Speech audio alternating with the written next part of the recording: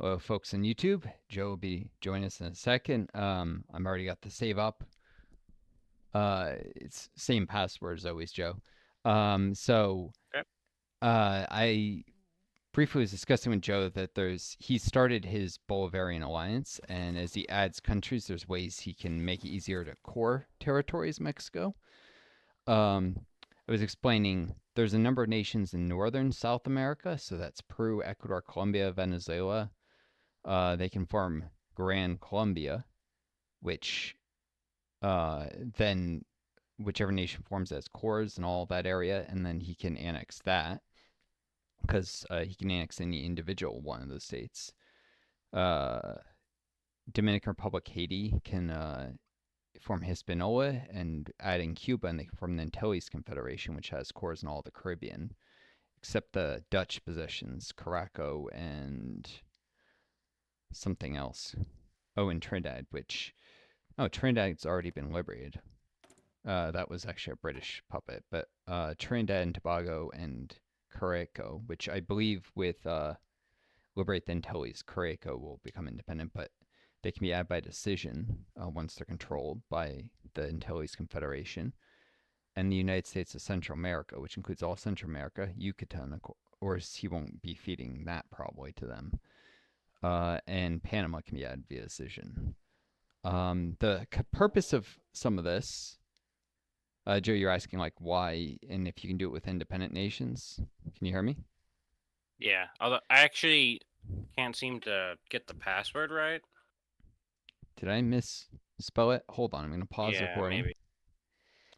maybe. So Joe's joining in, and there was an issue with the password, which talked about with the thing pause. I don't need you folks on YouTube knowing her password, but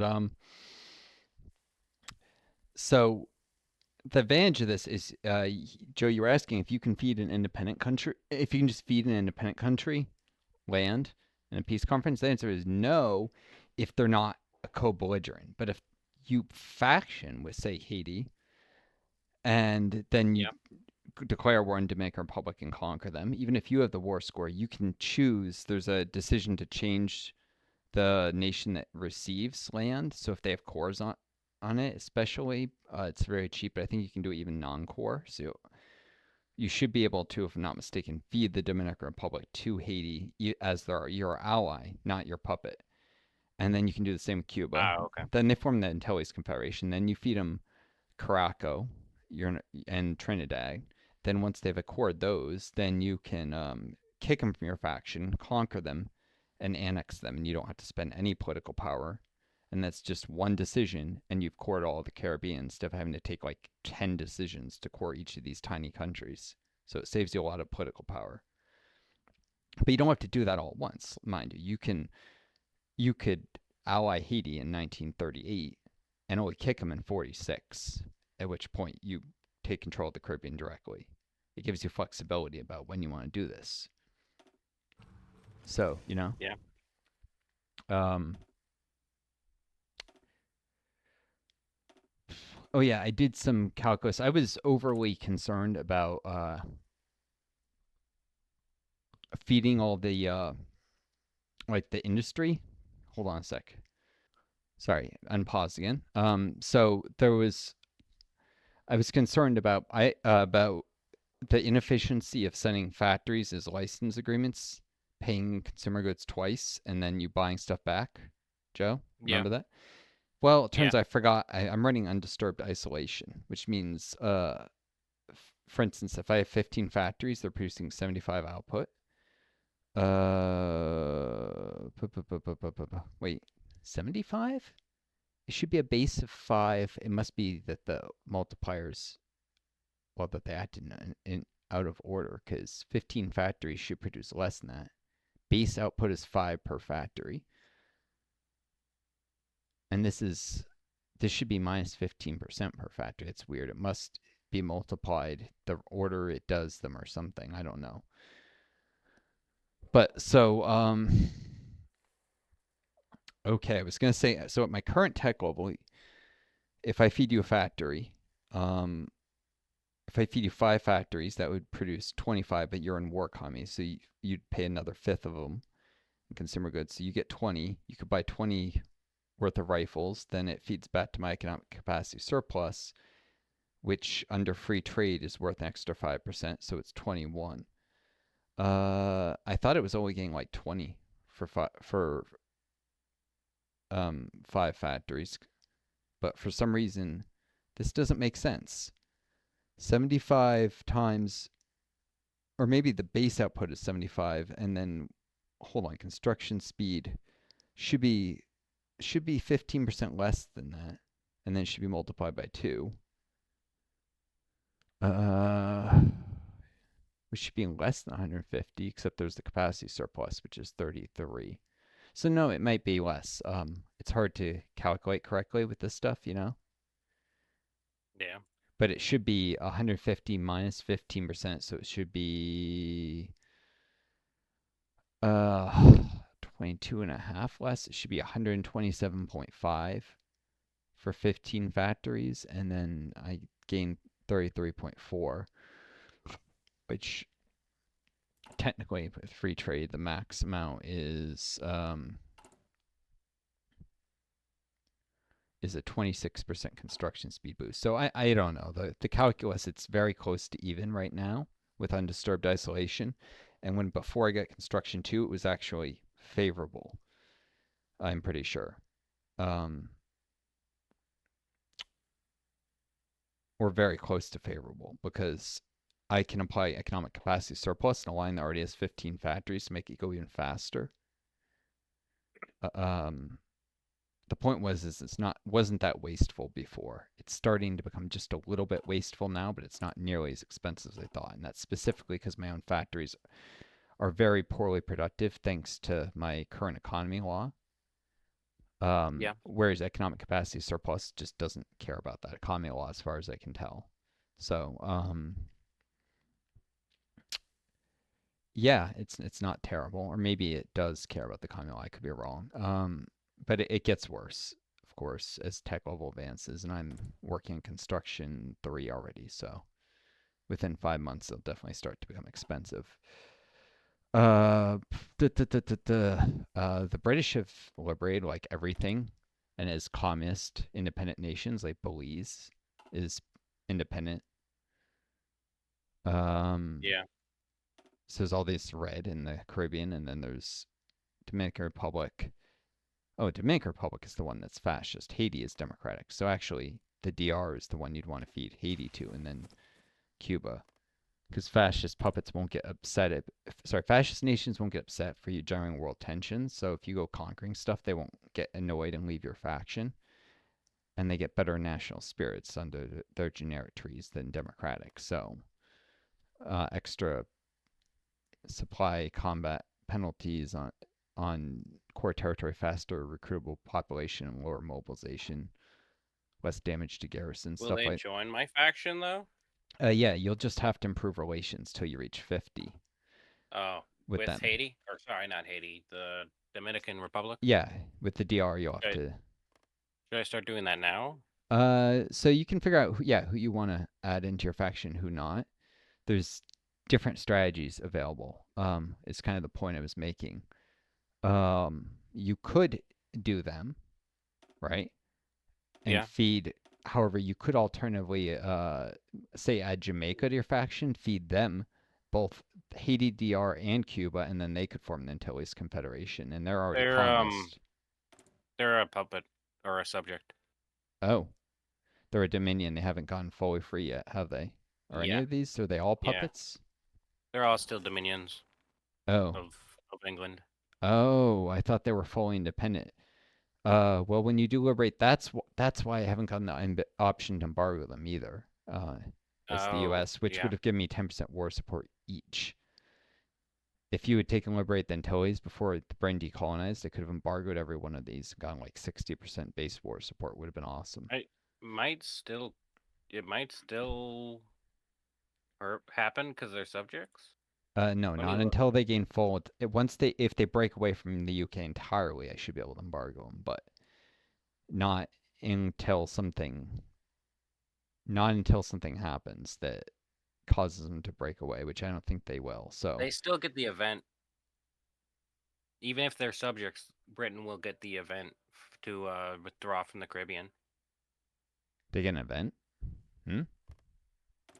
The focus I'm doing, it gives France, the USA, Oh, that's the Netherlands. description is bugged. I don't get an event. They don't get an event. It doesn't work on puppet masters. Maybe it should, but it only works on people on nations that directly hold territory in the Caribbean. Really? I mean, It'll work I'm on the the Netherlands. wiki. Probably outdated. Maybe it used to Yeah, work, but they reworked it at could some be. point. Um, I I I guess we'll see I if zoomed it's ahead and I like in single player and I didn't get the event.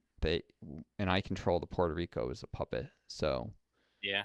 yeah, Hmm. no, I don't think they won't withdraw from the Caribbean, and none of these nations will be embargoable. The only nation that will break away for Weird. sure when you complete that is Morocco. If the Dutch, and they're a small nation, they can't afford a war, so they'll probably, and they have a defeatist leader right now.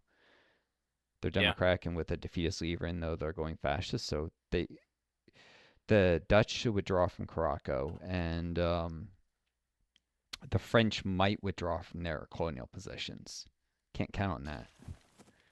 The only thing that can be counted on for sure is almost for sure is Morocco. But if I get 10% war support from Morocco, 10% from the focus I'm doing now, 5% from the probably the fleet, then a defensive war and world tension, I should be able to right to war economy once my civil war breaks out. Although I might need to like trade away even more factories so that the factor ratio is not too unfavorable. So Joe might ask you to like take 12 more factories from me or something so that the Confederacy has 40% of my factory total. Let's see, what does it say? Yeah, they have to have more than 40% of my factory total, which is that's like 100 factories right now, and I don't think there's 100 factories in the South. Ah. Okay. Uh, 9 factories in Texas, 9 more in Louisiana, 18, 20 once you add Arkansas, 21 Mississippi, 24th Alabama, 8 Tennessee, so 32, 35, 37, 8 more, 45, 48, 51 if it counts dockyards. Yeah, so I'll start with 51 plus they get some events that give them that move factories into the south before the Civil War. So they might have like 70 factories tops, and I'm gonna have if I lose like 70, I'm gonna have like 150. So that would actually be close, but I may have to feed you a few more factories, especially because I'll keep building the whole time. So Yeah. yeah, just so I can take war economy. Interesting to note. Uh, there, I could if you didn't deliberate the Antilles, I could still run war propaganda to twice to get over 50% war support. I have to run it twice each time. I think give me 6%, but that would cost me like 300 political power, and then you wouldn't have Caraco taking its generic focus tree, which is going to be communist. All these little communist ones will get indoctrination, will get a bunch of free manpower, which is why you might want to pick a nation in the Caribbean and bring into your faction if they break away from the UK somehow. And if they don't, probably DR. But then you'd have to fight the British for control. Hmm. That's yeah. Excuse me. Maybe not. You could definitely do Dominican Republic, Haiti, and Cuba. None of them are in faction. Um, Yeah. and there are no democratic factions for Cuba or Haiti to easily join. They'd have to join a non-aligned, like a faction that's not aligned with them ideologically, either non-aligned or communist or fascist. Uh, Allies are led by Communist UK. They'd probably join the Habsburg Alliance, the Austro-Hungarians, because they're non-aligned. Democratic nations usually rather align with a non-aligned nation than with a communist or fascist one. So yeah, Yeah. you might end up in an unwanted war with the Austro-Hungarians if you I try mean, and. what would I do with them anyway? They don't have any coastline, so Oh, the would the war even Austro-Hungarians? matter? Well, they've got no coastlines. So they wouldn't be able to reach you. You Yeah. wouldn't be able to easily reach them without like military access through a nation that's also at war with them, or inviting a nation to a faction that borders them or something. Yeah. So it'd be a standoff. Uh, and assuming, let's say, you brought the DR into your faction, Haiti and Cuba, you attacked them, so you could form the Antilles Confederation and Hispaniola, and one of them or both join the Austro-Hungarian faction. Uh, DR would still be able to, I believe, it says control on the wiki, so if it's control and not ownership, they might still be able to form the Antilles Confederation before the peace conference, though that information could be inaccurate. It might require state ownership instead. I've seen bug reports that indicate it's ownership and not control. People getting confused, so I think the wiki's just wrong. But they might be Mm-hmm. able to, or they might just end up with occupation. You can hand them occupation of the states. It'll make it easier to give them control, or for them to take control after the war. Um, but they wouldn't be able to do anything to get there. You know, if they didn't have any coastline there, and they didn't have military access, and then like a place they could land troops.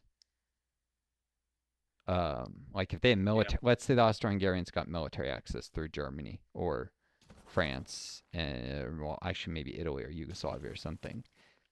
Yugoslavia is the most likely because they can actually bring the Yugoslavians into their faction via some events. So yeah, you might actually find they eventually bring in Yugoslavia, and then they do have a coastline and a navy. So you might have to actually fight them at some point. But if they don't, they would have it would just be a standoff, and I think it automatically white pieces out after some amount of time if there's been no fighting for like 2 years or something. I could be wrong, or maybe it's Okay. no. I don't know. If yeah, it might not work. There might be if there's a war declared and nobody gets any war score, which isn't gonna happen. If you conquer Cuba, you get war score. So I don't know. Still, you get some of the manpower and industry, even just occupying the Caribbean. So it might be worth it. um, Sorry, but I don't mean for people to sit here and listen to us talk forever. I did want to. Uh, you're in the game, right? And you got. I've got the Yeah. ideology map open right now. If you look No. at it for South America, what? 1 second. Okay. Ideology? Mm-hmm. So you're still non-aligned. That makes it cheaper in terms of political power to improve relations with other non-aligned nations. They also start with more opinions, so you don't have to prove it as far to get to 50. So anything that's Yeah. non-aligned would be much cheaper to bring into your faction than anything that's fascist or communist or democratic. Which Argentina is about to flip fascist, so I don't think you could bring them in before they flip. But Mm. you could try Chile, but they're on a pretty aggressive non-aligned path. They might tell you to bug off when you send an invitation. You need 50 opinion just to send it. But Bolivia and Uruguay would probably join your faction, and they're both non-aligned, so they'd be cheaper. Peru and Bolivia border each other, so if Bolivia gets in a war, you could land troops in Peru and actually aid Bolivia. It would not just be like a faction member that's isolated. And Uruguay is coastal too, though it's further to get to by sea. So you Yeah. could bring these all into your faction, and then once you flip communist, Paraguay. Once you flip communist, the communist nations would be cheaper and easier to bring to your faction. So at that point, you could bring Yeah. Paraguay and the Indo-Guyanese Union, and you could basically surround Brazil with a lot of hostile nations and conquer others like Colombia and Ecuador. In fact, Peru should get a war with Ecuador. They checked that's the Amazon War. And while it usually ends in a white peace, if you actually send troops to Peru and help them occupy all of Ecuador, I think they can annex it. So you might actually be able to do that. Um, Bolivia, Peru, Ecuador, these all have generic focus trees, and they'll finish those fairly quick. So there's not much opportunity cost if you later bring in Brazil, and Brazil ends up annexing some of the nations. Like if you bring Bolivia into your faction, and then later Brazil, and Brazil annexes Bolivia. It's not terrible, although like Bolivia will be at a Brazil only annexes non-aligned ones? democratic or non-aligned. Oh, democratic or non-aligned. Yes.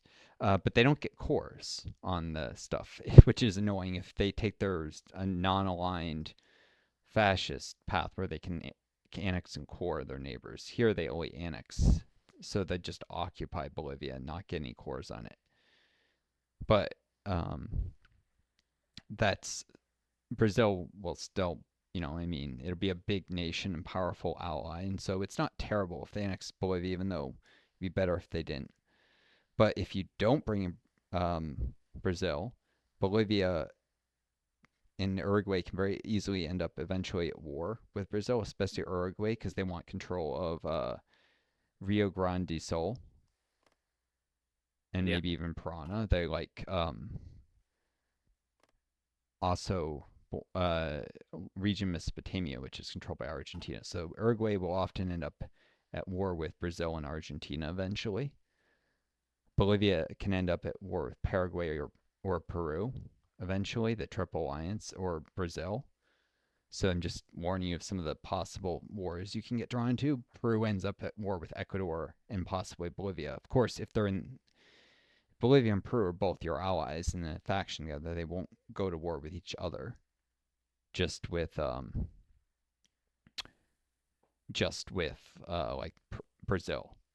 Paraguay though might be intimidated out of going to war with Bolivia if they're in your faction, and if they don't go to war with Bolivia, then they turn fascist. They stay communist if they do No. go to war with Bolivia, but they go fascist if they don't, because the military Hmm. gets upset that they won't go to war with Bolivia, and then the military comes and does a coup in the capital that usually succeeds. So Yeah. the focus tree version. I think I'm not sure if it starts a civil war, See. but it's definitely the focus version, and usually the one that keeps the root is likely to win the civil wars. So, because the majority of the military sides against them. So, these are things to keep in mind. There's costs and consequences, and I couldn't figure out what a perfect strategy or a good strategy would be. Um, what is clear though is if you get allies, you can meet your goal of eventually gobbling up all of Central and Southern America much quicker because your allies will give you military, and then you can do it with a military that wouldn't be capable of certain things on your own or much faster. Like the Peruvian military can help you take down Colombia and especially Ecuador, which they'll go to war with anyways. Um, and the Venezuelan military can open up another front on Colombia, and both of these border Brazil and can help you attack Brazil someday if you don't want to just ally them. So, I say Yeah. too often, but there's so I mean, you probably want to start bringing people into your faction with most of your remaining political power. Um, how are you doing with rifles and stuff sending the Spanish left, though? Um.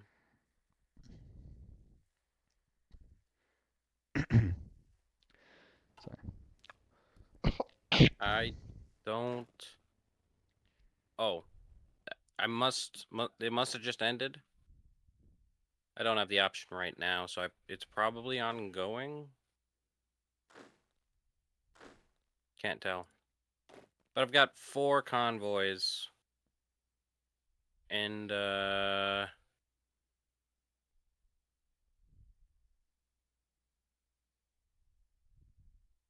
1,500 infantry equipment Hold on. Did you say that you stockpiled. don't have the decision right now to? Well, it's not visible, but it usually goes away immediately after it ends. So it'll probably come back when we unpause. But Hmm. no, I don't have the decision right now.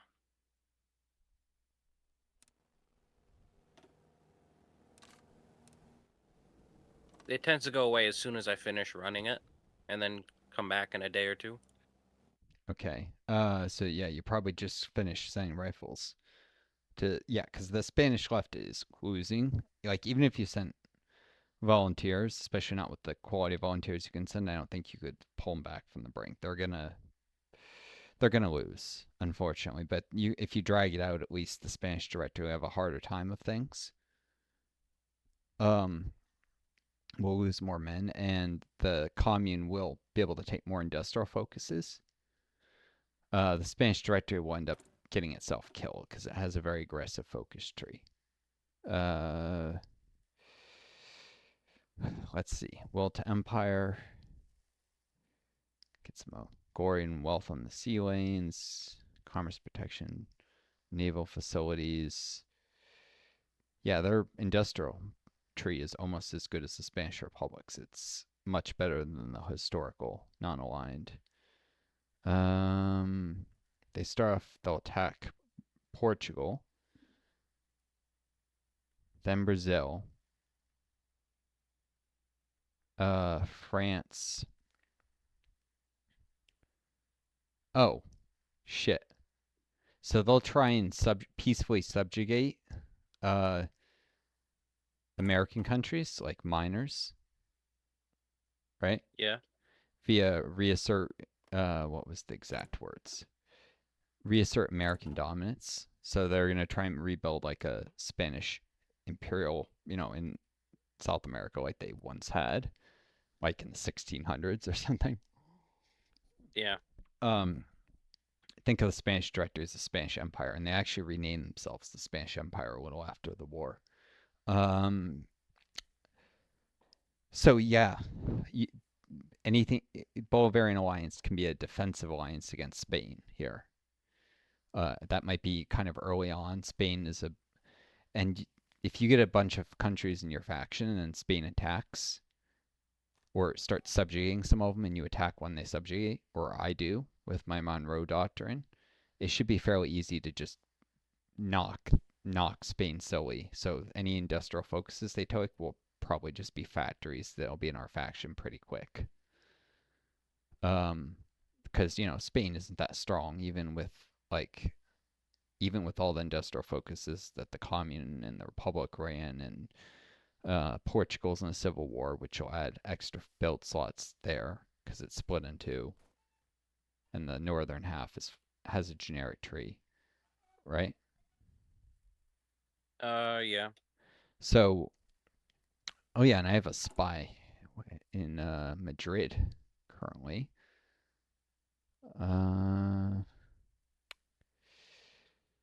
Keeping an eye on them. I may be able to destabilize them a little by pushing Democratic support. They don't have anything that's ticking down, I don't think. They might have a fascist advisor. I don't know. I'll have to keep an eye on their non-aligned support. But I think I could destabilize them by trying to push democracy in the Spanish Empire. Their base stability isn't great, so I don't think they count as a major either. Might be possible with propaganda and ideology boosting to actually start a coup there, even. Peru also, before I forget, has very high democratic support. So I could do like a CIA OSS coup in Peru pretty easy. In fact, I would just need a little propaganda and to boost democracy a little further. So when you're ready to kick them from your faction, it would be fairly easy for me to set that off so that you kick them from their faction, you kick them from your faction, you declare war on them, I start a coup in their country at the same time to weaken them, and then it'll be fairly easy to gobble up whatever Peru controls at that point. It's a possible strategy.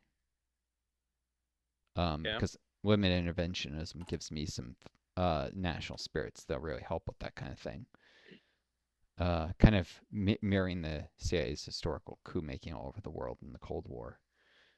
Because I get office strategic services if I do focus in Europe, and then black chamber operations. This will help with propaganda, boost ideology, and infiltration. So black chamber ops is the really key thing for setting off coups, because they can boost ideology and lower stability easier. All right. Well.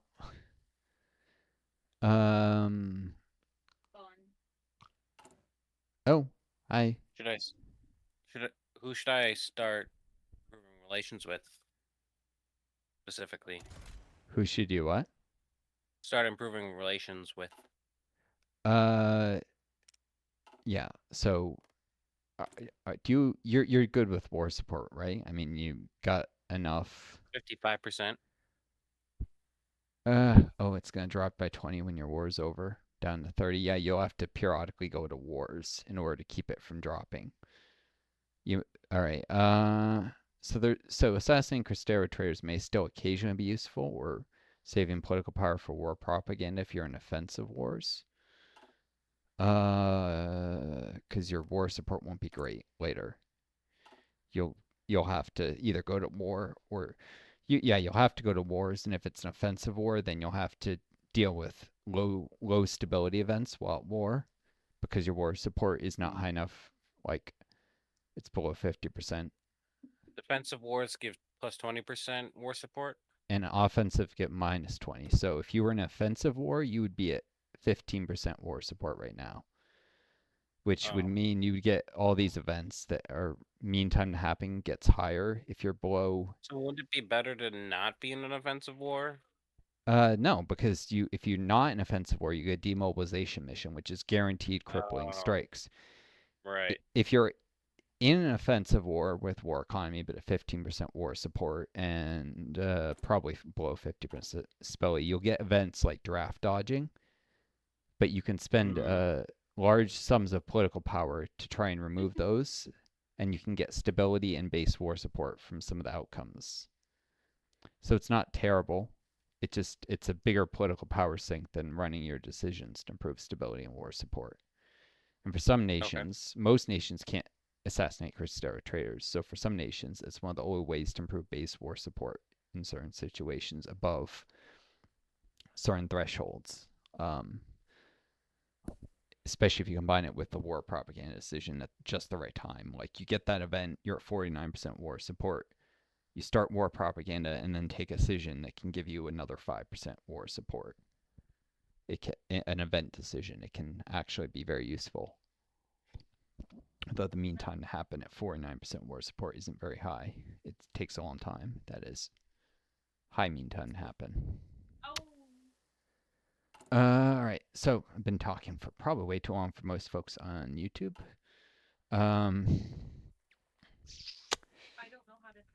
got 32 minutes. This is almost, I'm going to cut this off as a strategy session for folks in YouTube. I'll upload it as a separate video so that this can get right into the interesting stuff and maybe even smaller gap than normal between videos. Take care, folks in YouTube. Be kind to each other. Take care. Take care of each other. Be kind to yourselves. May always find a guy and start leading home. I do.